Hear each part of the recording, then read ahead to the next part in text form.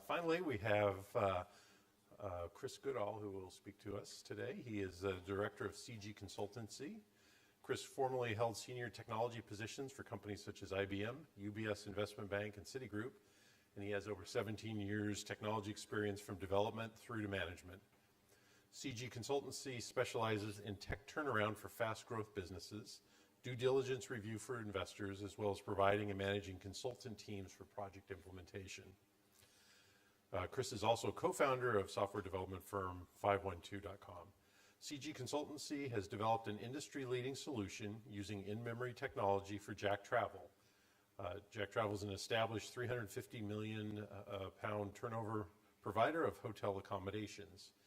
And CG Consultancy supplied a full agile development, software development team, and Chris was named interim CEO for the large-scale integration project Jack Travel undertook following a company acquisition in 2015.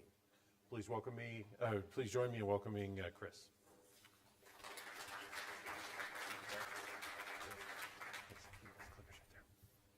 Good morning, everybody. Welcome to the conference. Thanks for the introduction, Terry. I'm here this morning to give you, I guess, a consultant's view of trends and direction within the travel industry and observations that we've, I guess, made based on some of our recent consultancy engagements. It did sound like a big sales pitch for my company at the beginning, so I'll try and skip through as much of that as quickly as possible. So just in terms of an agenda, I've got a lot less slides than the previous presenters, so I'm going to have to try and string this out a little bit. So an introduction, a bit about myself, my background, looking back at in-memory grid computing from sort of my experience, I guess, over the years, how that's changed, how that's evolved, and to the latest sort of technologies using Apache Ignite, Hazelcast, and other sort of vendors. Some use cases for the travel industry. There's going to be lots of those. We've just got a selection to sort of present today. And then hopefully the benefits and sort of the return on investment you can get from using these technologies within that industry. And I think it's also quite transferable. It's not just the travel industry. I think this applies to a number of different industry sectors. And some of my background in the banking industry, I think there's lots of correlation and carryover there. It's probably a bit small on there, so I'll go through this quickly. My background, I was a software developer. I have a computer science degree. I spent the first sort of few years working for IBM Labs in Winchester. Abe mentioned the three revolutions of data. I think I've probably seen all three of those, so I guess that makes me quite old, or makes me feel old anyway. IBM was at the sort of I suppose the turning point of the internet, the early days of Java technology. I was part of the Java technology team at the IBM lab there, and my first role was developing a transaction gateway written in the Java 1.02, I think it was, to enable the Kix mainframe to be web enabled. So it was sort of the very early days of e-commerce on the internet. Their key sort of customers at that time were large airlines, as well as sort of your household banks that were exploring online banking. And that was sort of a good introduction to e-commerce and highly scalable sort of platforms. I then went and did a few years in the city working for investment banks, starting with UBS. UBS was very sort of forward thinking in terms of its technology stack and the technologies that it was using. It didn't really use vendor products so much, so to speak, within the sort of front office equity trading technology area that we were working, but they were really exploiting the sort of in-memory capabilities of computing at those sort of early days, early 2000, using Sun Solaris SparkFire servers, lots of them costing sort of millions of pounds, and really exploiting the limits of Java virtual machines and the heap sizes, running them right up to sort of maximum heap sizes and all the issues that occurred with that, with long garbage collection cycles and understanding how to sort of tune and work around that. Following that, went to Citigroup, again sort of similar sorts of roles, but building very fast front office trading market making platforms. And whilst in-memory grid computing was sort of making an appearance for Citigroup, it wasn't fast enough for sort of front office trading, And I noticed from Felix's presentation just a moment ago the sort of mention of GPAs, or GPUs rather, and this sort of very hardware accelerated processing models that can be used for doing very fast financial calculations. That was sort of quite early days for City at that point. What they did use was a grid platform based on technology from Symphony, and that allowed them to sort of build some proprietary data centers with thousands of nodes that would recalculate their trading risk P&L positions in near real time. Their sort of previous scenario was that this would run off the back of SQL or Sybase databases overnight, and 9 times out of 10 they would fail, and then the next day traders would be essentially trading in the markets blind without a view of their sort of financial positions, which obviously worried the heads of trading desks, and then the technologists such as us who used to get it in the ear because the traders were complaining that the technology wasn't fit for purpose. So this was sort of, as I could see it, the advent of, or the changeover to using more sort of in-memory grid technologies to try and improve those scenarios. And whilst the front office platforms that we were building at that time we always wanted to do it in the lowest level language as possible, whether that was C++ or C for the pricing engines, it started to sort of morph into sort of more C#, Java type languages based on in-memory grid fabrics. So just a very quick slide on what I do now. So I run a consultancy business primarily, and we work with businesses that are fast growth in nature to help them professionalise, bringing in the right sort of staff in terms of whether that's sort of senior technologists right the way down to sort of developers and architects. We get a lot of our work from private equity and venture capitalist businesses, so they're looking to invest in companies, and we will carry out technology due diligence, essentially going into different companies and understanding whether their tech is good or not, or whether there's room for improvement, and then sort of promoting, maybe some improvements in sort of best practice going forward.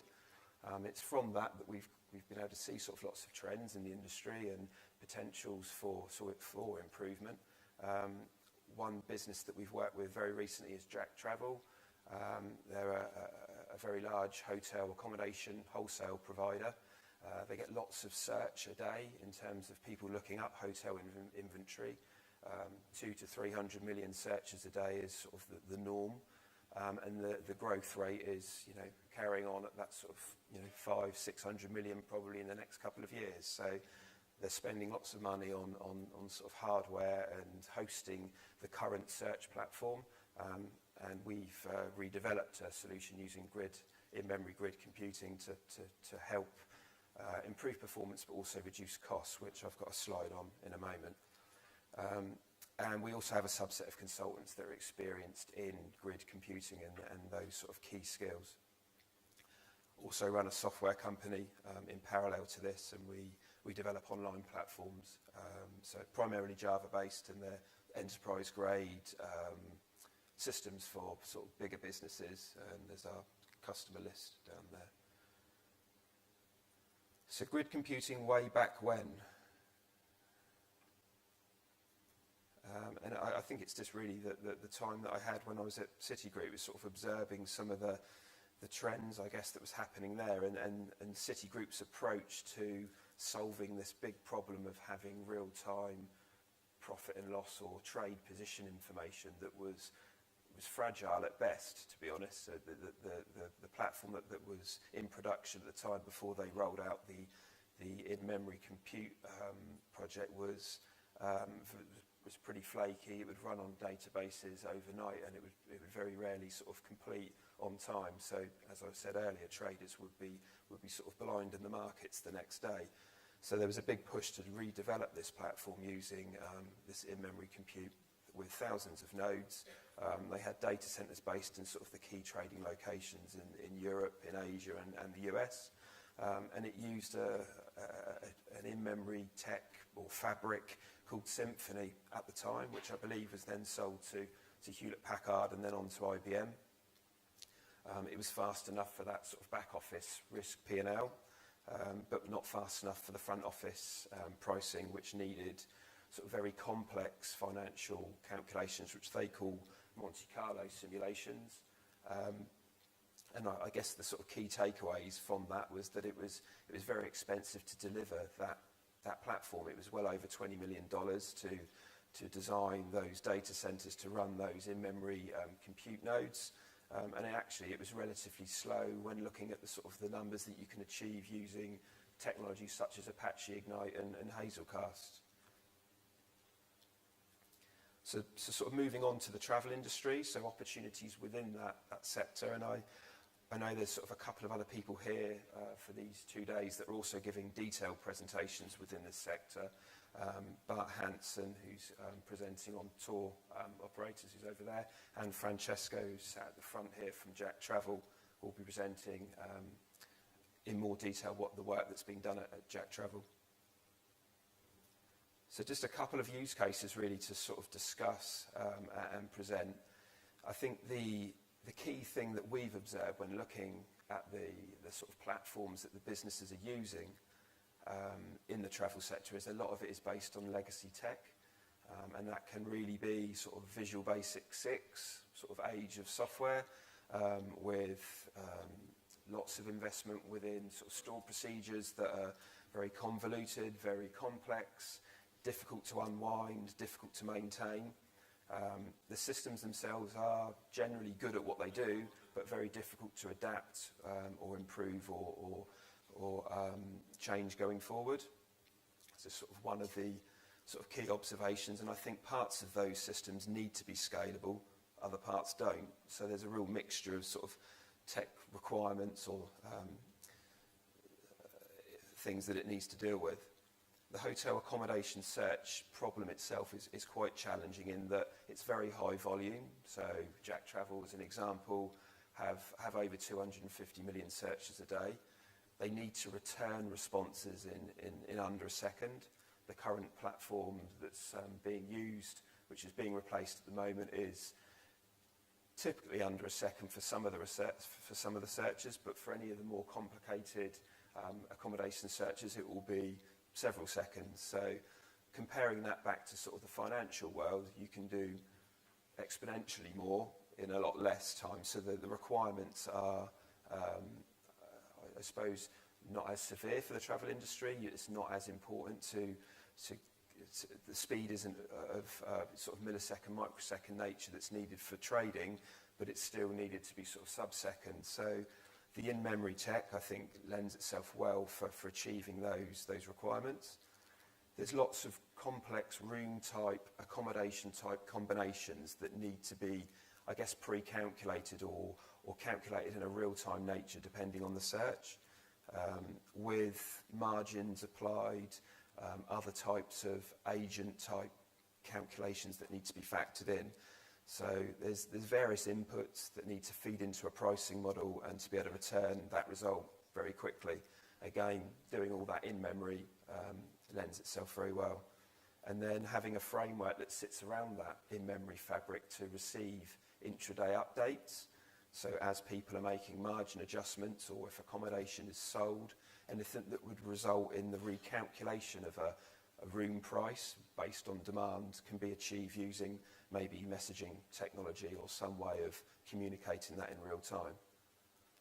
The other use case that we've observed, and that's through a recent piece of due diligence that we did for an airline schedule provider, and they're very well established globally. And looking at their technology stack, they'd achieved some in-memory computing using older IBM, JBoss application servers that are potentially 10, 15 years in age. It felt that was sort of a ripe area for redeveloping that complex challenge of working out every possible flight combination based on a particular query.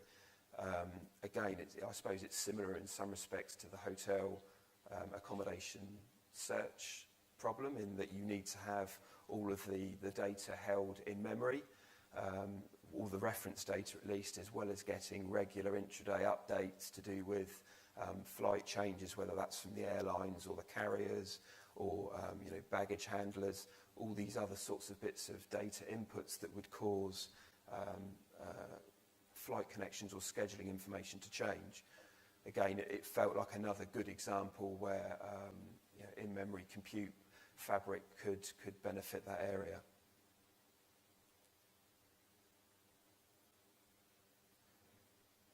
So I think looking at the benefits overall for the travel industry, for this particular technology set, for me it's really giving them a migration path.